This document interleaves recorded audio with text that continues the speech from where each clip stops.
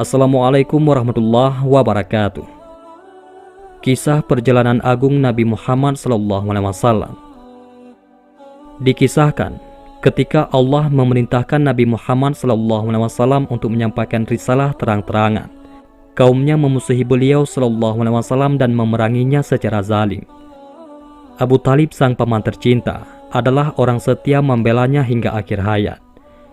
Ketika orang-orang kafir mengganggu beliau, Sayyidah Khadijah sang istri tercinta hadir menghiburnya. Selama 10 tahun, keduanya setia membela Rasulullah SAW dengan segenap harta, jiwa dan raga, hingga akhir hayat. Tepat setelah 10 tahun dari masa kenabian, keduanya, yaitu Abu Talib dan Sayyidah Khadijah, dipanggil oleh Allah di saat yang sangat berdekatan. Kesedihan melanda Rasulullah SAW hingga tahun itu dinamakan tahun kesedihan. Ketika itu orang-orang kafir makin merajalela dalam memusuhi Nabi. Hingga akhirnya beliau pergi ke kota Taif untuk meminta dukungan dan pembelaan. Namun beliau SAW mendapati penduduk Taif lebih ganas dan bengis dari penduduk Makkah. Beliau diusir secara tidak hormat dan dihujani dengan cacian dan batu. Di perjalanan pulang dari Taif, di suatu kebun, beliau SAW menangis dan mengadu kepada Allah Subhanahu wa Ta'ala. Ya Allah, hanya kepadamu aku mengadu akan lemahnya kekuatanku dan sedikitnya jalan yang dapat aku tempuh serta kehinaanku di mata manusia. Wahai Tuhan yang kasih sayangnya lebih besar dari para penyayang manapun, Engkau adalah Tuhan yang kaum tertindas dan tertekan, dan Engkau adalah Tuhanku. Kepada siapa Engkau hendak menyerahkan diriku? Apakah kepada orang yang jauh yang akan menindasku? Atau kepada musuh Engkau lemparkan diriku? Selama kemurkaanmu tidak Engkau tumpahkan kepadaku, maka sungguh aku tidak peduli dengan semua derita itu. Namun afiah dan kelembutanmu lebih aku harapkan. Aku berlindung dengan cahaya wajahmu yang terbit menghapuskan segala kegelapan, yang dengannya mengalir segala perkara dunia dan akhirat. Aku berlindung dengannya dari kemurkaanmu yang hendak Engkau tumpahkan kepadaku, dan dari kemarahanmu yang akan menghampiriku. Engkau berhak menegur hingga Engkau ridha, dan tiada kemampuan dan kekuatan melainkan dengan Allah. Allah Subhanahu wa Ta'ala mendengar rintihan dan tangisan Nabi SAW. Beberapa waktu sekembali beliau dari Taif ke Makkah, Allah memanggil beliau untuk melakukan perjalanan Isra Mi'raj yang agung. Peristiwa Isra Mi'raj terjadi pada malam Senin 27 Rajab, 1 tahun sebelum hijrah ke Madinah, sebagaimana pendapat yang masyhur. Diriwayatkan oleh Ibnu Abi Syaibah bahwa Jabir bin Abdullah Al-Ansar dan Abdullah ibnu Abbas radhiyallahu anhum berkata, Rasulullah SAW lahir pada hari Senin, dan hari Senin beliau diutus, dan pada hari Senin dimi'rajkan ke langit, dan pada hari Senin beliau SAW wafat. Tatkala Nabi Muhammad SAW berada di Hijri Ismail samping Ka'bah, berbaring tidur bersama dua lelaki, yaitu Hamzah bin Abdul Muttalib dan Ja'far bin Abi Talib, maka datanglah malaikat Jibril dan Mikail serta bersamanya malaikat yang lain, yaitu Israfil. Para malaikat membawa Rasulullah hingga ke sumur Zamzam dan melentangkannya. Pada saat itu, yang memimpin kejadian ini adalah malaikat Jibril alaihissalam. Di riwayat lain mengatakan, saat Rasulullah sedang tidur di rumahnya, terbuka atap rumah Nabi dan turunlah Jibril, lalu membelah bagian atas dada Nabi hingga bawah perutnya. Lalu malaikat Jibril berkata kepada Mikail, berikanlah aku semangkuk air Zamzam agar aku bersihkan hatinya dan aku lapangkan dadanya. Lalu malaikat Jibril keluarkan hatinya dan membasuhnya hingga 3 kali dan mencabut apa-apa yang mengganggu hatinya. Datanglah malaikat Mikail membawa 3 mangkok air Zamzam. Lalu didatangkan 1 mangkok dari emas yang penuh dengan hikmah dan iman. Lalu menuangkannya ke dada Rasulullah SAW dan memenuhinya dengan kebijaksanaan dan keilmuan, lalu keyakinan serta keislaman. Setelah itu dirapatkan kembali dada Rasulullah SAW. Lalu didatangkan burak yang indah berpelana dan bertali kekang. Burak adalah hewan berwarna putih yang lebih tinggi dari keledai dan lebih kecil dari bagal, yaitu hasil perkawinan antara kuda dan keledai. Langkahnya sejauh mata memandang, memiliki 2 telinga yang panjang. Apabila mendaki gunung, maka terangkat lebih tinggi kaki belakangnya. Dan jika dia turun, maka terangkat lebih tinggi kaki depannya. Burak memiliki 2 sayap di bagian pinggulnya yang membantu kakinya agar lebih cepat. Pada saat Rasul ingin menaikinya, Burak pun berontak untuk dinaiki oleh Rasulullah SAW. Malaikat Jibril meletakkan tangan ke Burak lalu berkata, "Tidakkah kau malu wahai Burak? Demi Allah, tidak ada yang menaikimu seorang makhluk yang lebih mulia darinya." Maka Burak pun tenang dan merasa malu sehingga keringatnya membasahi tubuhnya. Lantas Rasulullah pun menaikinya. Burak adalah kendaraan para anbiya sebelum Rasulullah SAW. Rasulullah SAW mulai berjalan dan malaikat Jibril berada di sebelah kanannya, sedangkan Mikail di sebelah kirinya. Ibnu Sa'ad berkata bahwa yang memegang pelananya adalah Jibril dan yang memegang tali kekangnya adalah Mikail. Maka berjalanlah Rasulullah dan Jibril hingga sampai pada belantara yang dipenuhi kebun kurma. Malaikat Jibril berkata, "Turunlah dan sholat di sini." Maka Rasulullah pun sholat, lalu naik Burak kembali. Malaikat Jibril bertanya, "Ya Rasulullah, tahukah di mana engkau sholat tadi?" Rasul menjawab, "Tidak wahai Jibril." Malaikat Jibril berkata, "Tadi engkau sholat di Thaibah, kota Madinah, dan kesitulah kelak engkau akan berhijrah." Burak pun berjalan dengan cepat bagaikan kilat, serta melangkahkan telapak kakinya sejauh pandangan mata. Lalu Jibril berkata, "Turunlah dan sholat di sini." Maka Rasulullah pun sholat, lalu menaiki Burak kembali. Malaikat Jibril bertanya, "Ya Rasulullah, tahukah di mana tadi engkau sholat?" Rasul menjawab, "Tidak wahai Jibril." Malaikat Jibril berkata, "Tadi engkau sholat di kota Madian, di suatu pohon yang dahulu Nabi Musa pernah berteduh di situ." Burak pun berjalan dengan cepat bagaikan kilat. Lalu malaikat Jibril berkata, "Turunlah dan sholat di sini." Maka Rasulullah pun sholat lalu menaiki Burak kembali. Jibril berkata, "Ya Rasulullah, tahukah di mana tadi engkau sholat?" Rasul menjawab, "Tidak wahai Jibril." Malaikat Jibril berkata, "Tadi engkau sholat di Bukit Tursina, di mana dahulu Nabi Musa bermunajat dengan Allah Subhanahu wa Ta'ala." Dan sampailah Rasulullah SAW dan malaikat Jibril hingga ke suatu tempat yang tampak darinya istana dan bangunan-bangunan negeri Syam. Jibril berkata, "Turunlah dan sholat di sini." Maka Rasul pun sholat dan naik Burak kembali, dan Burak pun berjalan dengan cepat secepat kilat. Lalu malaikat Jibril berkata, "Tahukah engkau di mana tadi engkau sholat?" Rasul berkata, "Tidak ya Jibril." Malaikat Jibril berkata, "Tadi engkau sholat di Bait Laham, di tempat itulah Nabi Isa dilahirkan." Tatkala di perjalanan, Rasulullah SAW melihat jin Ifrit mengincar beliau sambil membawa api. Setiap Rasul menengok, pasti Ifrit berada di hadapannya. Jibril berkata kepada Rasulullah SAW, "Maukah engkau aku ajarkan suatu kalimat? Apabila engkau mengucapkannya, maka akan padam apinya, dan dia akan jatuh tersungkur pada wajahnya." Maka berkata Rasulullah, "Ajarkan aku wahai Jibril." Kemudian malaikat Jibril mengajarkan kepada Nabi Muhammad SAW, "Aku berlindung dengan kemuliaan Allah yang Maha Dermawan, dan dengan firman-firman Allah yang sempurna yang tidak bisa ditembus oleh orang baik maupun orang jahat, dari keburukan yang turun dari langit, dan dari keburukan yang naik ke langit, dan dari keburukan makhluk yang ada di bumi, dan dari keburukan yang keluar dari bumi, dan dari fitnah siang dan malam, dan dari kejadian yang datang tiba-tiba di siang dan malam, kecuali sesuatu kejadian yang datang membawa kebaikan, wahai Tuhan yang Maha Pengasih." Ifrit langsung tersungkur jatuh, dan api yang dibawanya padam. Kemudian Nabi dan Jibril melanjutkan perjalanan hingga sampai kepada suatu kaum yang sedang menanam benih. Dan pada saat itu pun benih yang ditanam langsung panen seketika. Setiap dipanen, kembali tumbuh seperti semula untuk dipanen kembali dengan seketika. Rasulullah bertanya, "Wahai Jibril, apa ini?" Malaikat Jibril berkata, "Mereka adalah para mujahid di jalan Allah. Dilipat gandakan kebaikan mereka hingga 700 kali lipat.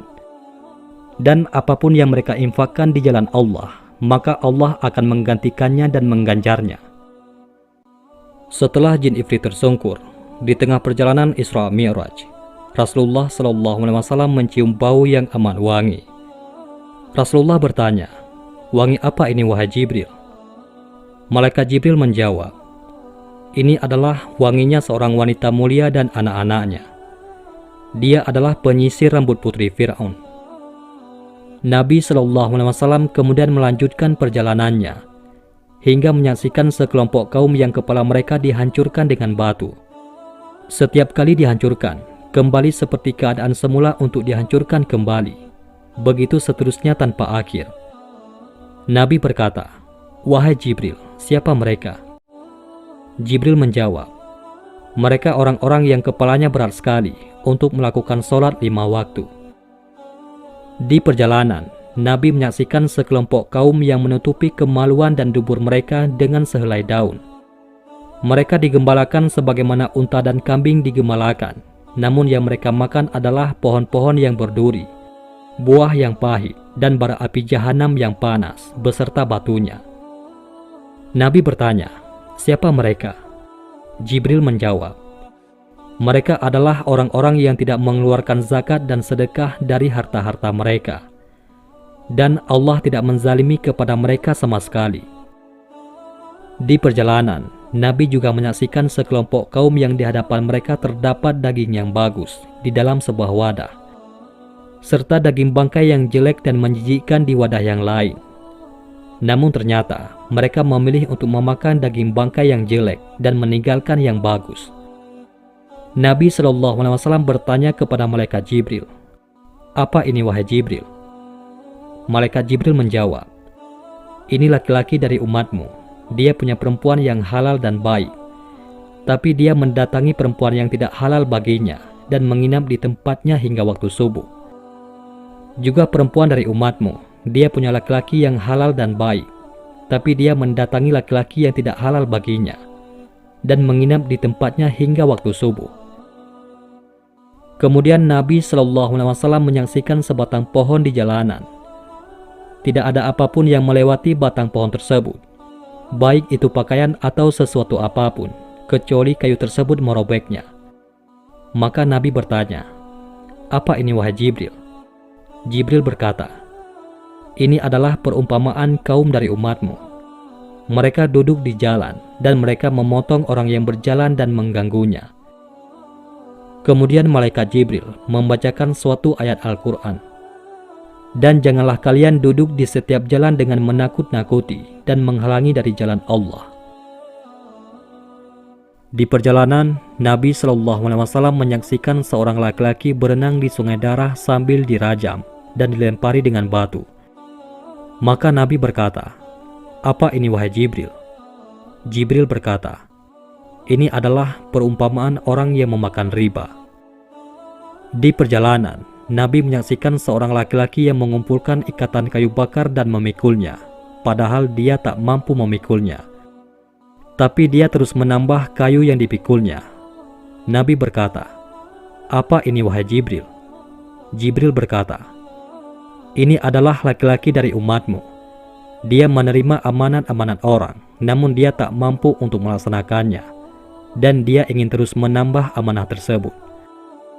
Di perjalanan, Nabi menyaksikan sekelompok kaum yang lidah dan bibir-bibir mereka dipotong dengan pemotong dari besi. Setiap kali dipotong, maka kembali seperti semula untuk terus disiksa, namun begitu seterusnya tanpa akhir. Maka Nabi SAW berkata, "Siapa ini wahai Jibril?" Jibril berkata, "Mereka adalah para penceramah dan pengkhutbah yang membawa fitnah dari umatmu. Mereka berucap, namun tak melaksanakannya." Setelah itu Nabi menyaksikan sekelompok kaum, mereka memiliki kuku dari tembaga, Dengan kuku tersebut, mereka merobek-robek wajah dan badan mereka. Maka Nabi berkata, "Siapa mereka, wahai Jibril?" Jibril berkata, "Mereka adalah orang-orang yang suka bergibah dan bergunjing, yaitu makan daging manusia. Mereka menodai kehormatan orang lain dengan lisan mereka."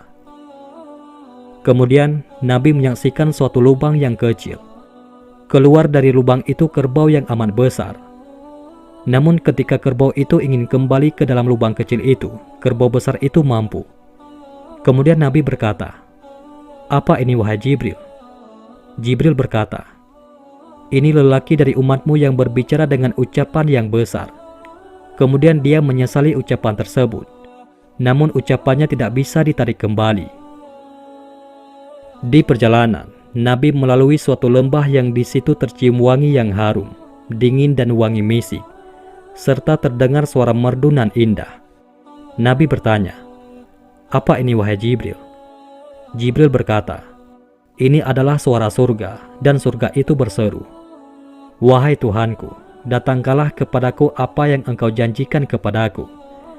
Karena sungguh sudah banyak kamar-kamarku, sutera tebalku, pakaian dari sutra-sutra yang halus, dan permadaniku, mutiara, marjan, perak, emas, piala-piala, piring-piring, cangkir-cangkir, serta kendaraan-kendaraan, madu, air, susu, dan arakku."